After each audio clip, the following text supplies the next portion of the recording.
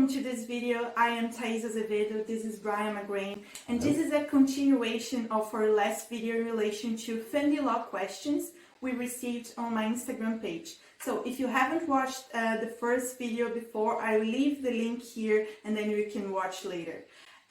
So let's start with a very common topic, a subject that comes up all the time, which is adoption in Ireland. So the first question is adoption by LGBTQ plus couples possible in Ireland, Brian? Yes, it is. Under the Adoption Amendment Act in 2017, certain provisions of the Children and Family Relations Act, which came into law in 2015, were enacted, and they do allow for married, civilly partnered or cohabitating couples to adopt.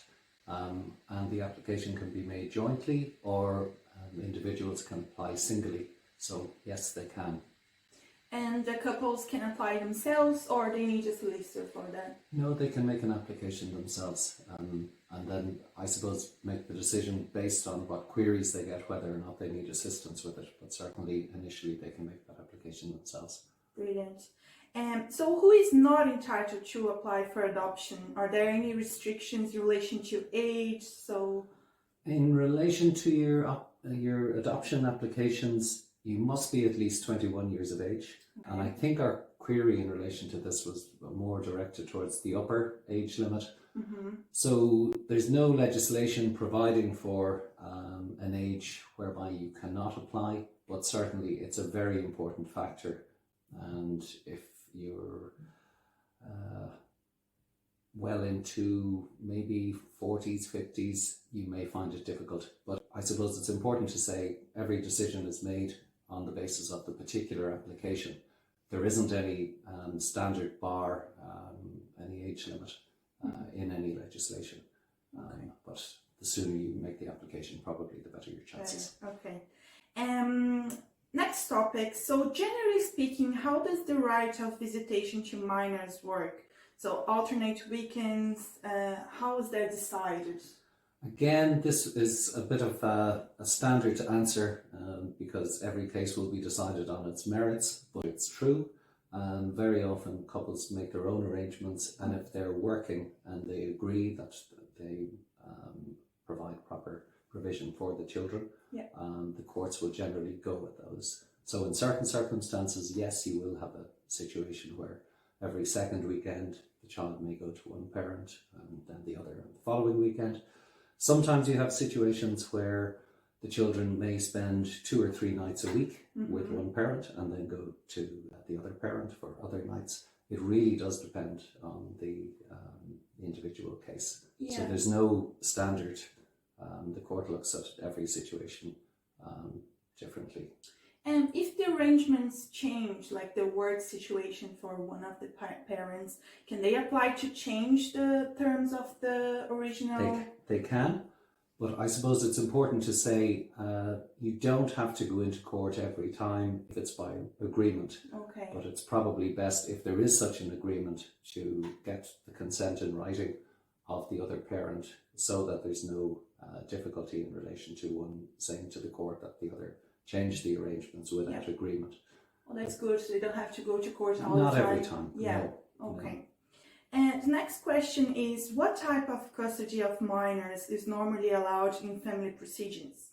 Well, that really follows into the same type of thing. Yeah. There really isn't a standard package that the court will say, well, in these circumstances, this is the custody that will be allowed. So obviously the circumstances change if one parent is working abroad or something like that. So every case is looked at individually by the court. Okay, perfect. Next question is, can maintenance be directly deducted from the person's salary? So this is an application for maintenance from one spouse to the other.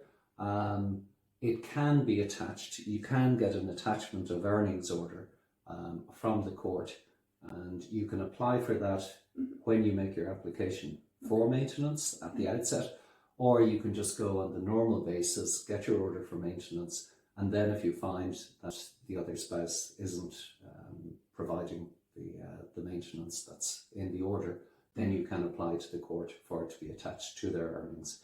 And that basically safeguards the position of you being paid, because it means that the maintenance is deducted at source from their income. So. Okay, perfect. And the last question is there an extrajudicial, I don't know if in Ireland that's the correct term, divorce out of court in Ireland? So in Brazil, if the divorce is consensual and there are no minor child involved, there are no assets, it is possible to formalize the divorce directly in the registry. Is this possible here? Sadly, no, it's not. But there is, I won't say it's a fast track, but there is the possibility where there is consent and there's relatively little involved to proceed by way of motion. But in those circumstances, it's still a court application, and the application still has to be made to the court. And how long it usually takes? Depends. Oh, I really can't answer that. That's a bit of a how long is a piece of string question. Yeah. Particularly, there are still significant delays because of COVID, and I think it's best probably for our viewers if I don't give an indication, because I really don't know. I'm not in a position to predict, but it is quicker if everything is agreed. Okay, perfect.